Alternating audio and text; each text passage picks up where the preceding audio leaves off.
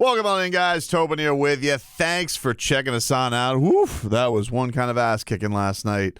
143-110 to the Boston Celtics, and the Miami Heat have dropped 5 in a row. Haven't had a 5-game losing streak, I think, since the post-bubble season. As Kevin Harlan was saying, it was 3 years ago the last time the Miami Heat were in this situation. So I think that was 2021 season, and that was about this time. They lost 5 in a row, back with losses to the Raptors, twice to the Nets, and then to the Nuggets and the Clippers. So it was about this time of year that last time it was, but probably the lowest. I think the Heat fan, I would just say that things felt this bad about where things are, and there's a lot of questions. The moments that come to mind is not just when Jimmy Butler fought Eric Spoelstra, which their record was really good when that happened, but I would say probably it was then they lost again to the New York Knicks, and then they lost again to the Brooklyn Nets after that. And then they flipped, and they just went on an absolute tear and got ready for the season.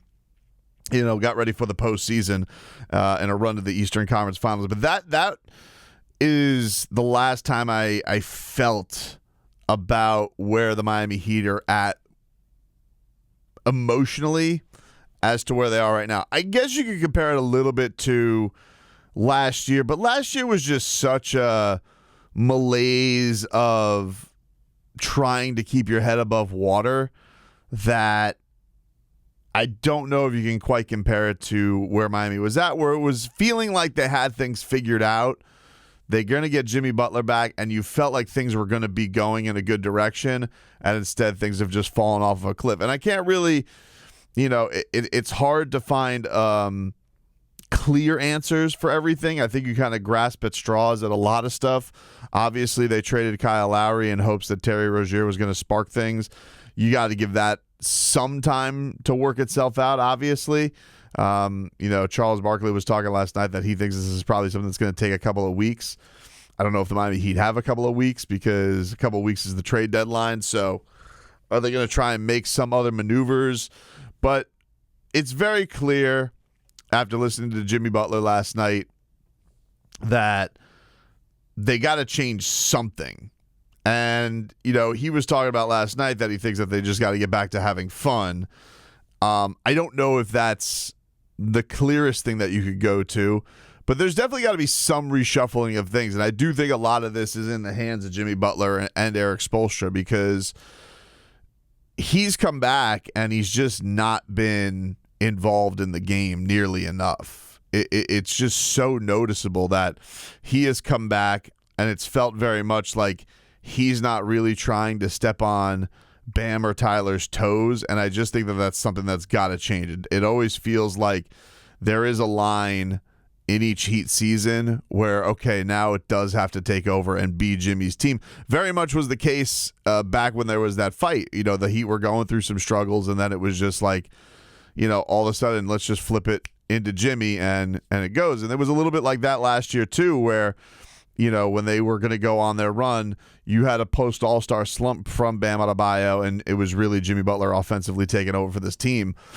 And so I don't know what powwow needs to come together for that to be the case, but I do agree with everybody who's sitting here and watching Jimmy just being like, man, it just feels like he's just not nearly involved enough, and I don't know what that means. I don't know if this is – because there are theories that you could have of, okay, he's been on some very long runs physically. He's 34 years old now.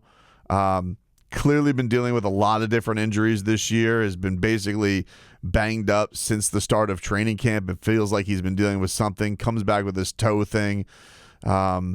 Maybe doesn't quite have the same burst that he normally does. But like, you look at his numbers and you're like, yeah, they're not like fully off on like efficiency. It just feels like could take it or leave it, whether or not he wants to go take over a game. And I don't know. That to me is just, you're not going to go anywhere without the head of your snake deciding it's time to dial it up and get it on in. And I don't know if maybe this is just a year where he just doesn't physically feel capable of it, or if he's just kind of trying to, let the two young guys have their time to kind of shine, and they'll get to the playoffs and that'll be that. I don't know. I'm really at this point right now with this team where I'm grasping at things and trying to figure out where they're at. But they got absolutely throttled last night. You would look at the raw numbers and you'd say, oh, yeah, Miami was decent last night. There was, especially up into the third quarter before this thing really got out of hand. But, you go and look at the second half numbers and they're just like, it was a complete whitewash of what happened there. It was a complete ass kicking thoroughly from a Boston team that clearly wants to do it. And look,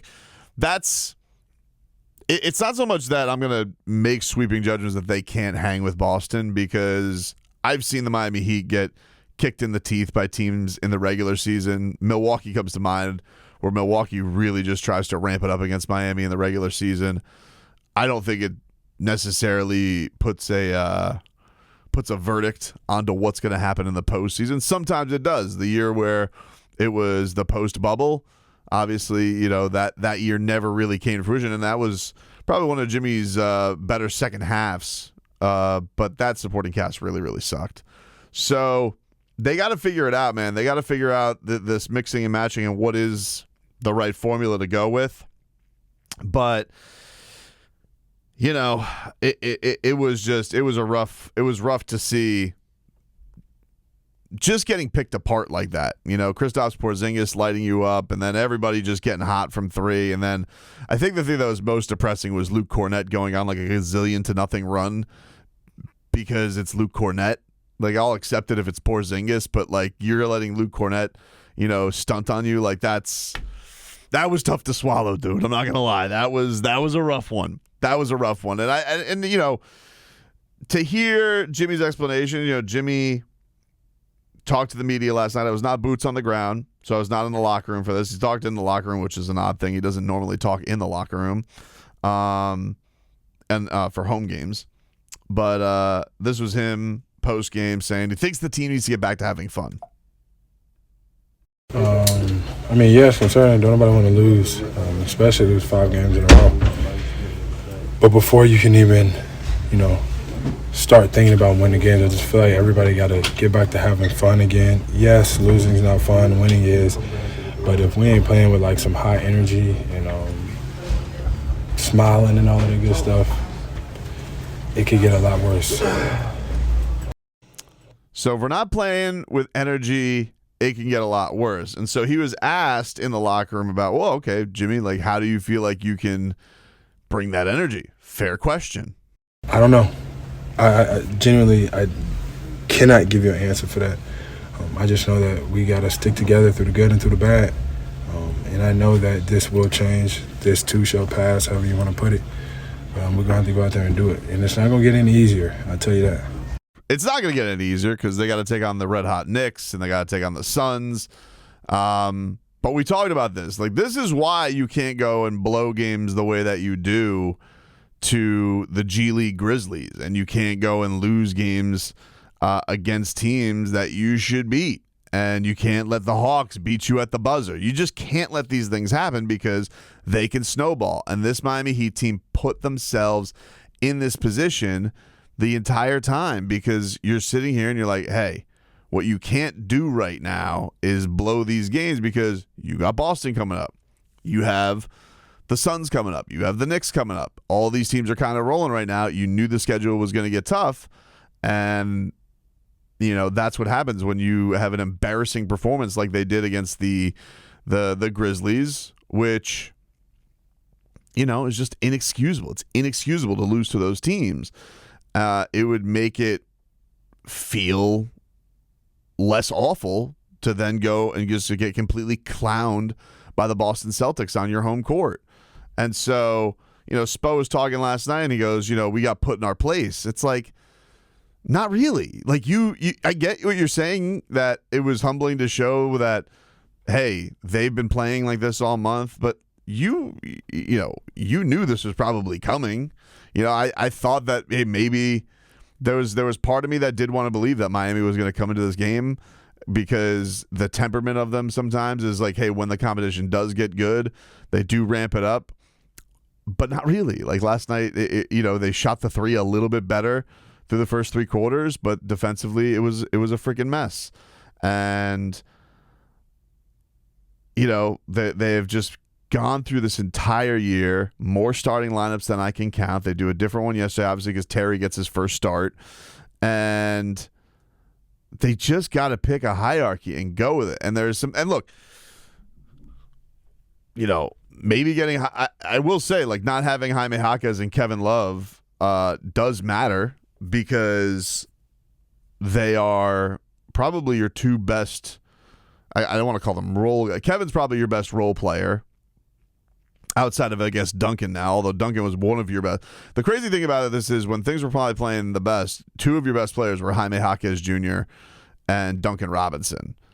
And you're playing less Duncan Robinson, which I don't know is a good thing, and you're getting no Jaime Jaquez because he's hurt, and that's been crippling, crazily enough. And I know it may seem wild to say something like that, but those are just the facts. Jaime Jaquez Jr. has been one of the best players for the Heat this year, and not having him has been crushing. It's been crushing for Miami.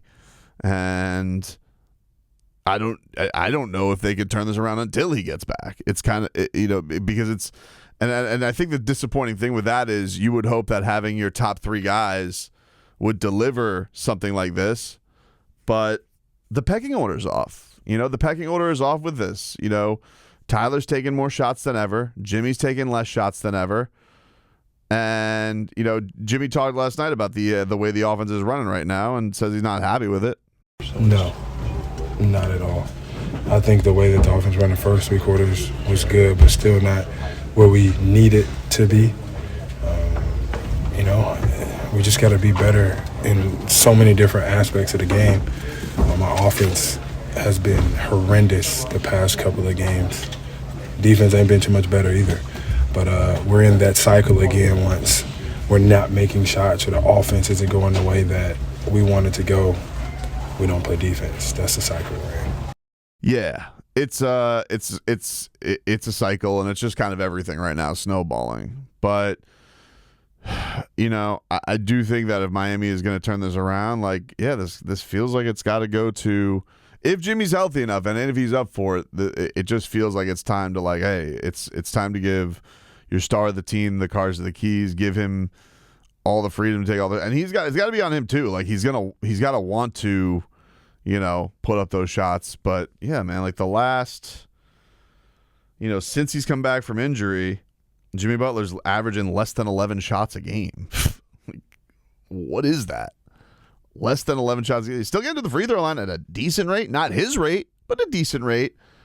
But the field goal attempts is just like, it's a wild thing to see. And, I just think that they need they need Jimmy Butler to have, I guess, the ball in his hands a little bit more.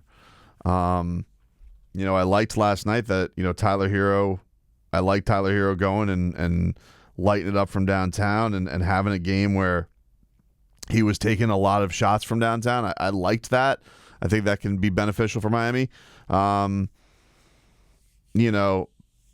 was okay yesterday. Didn't get to the line a ton.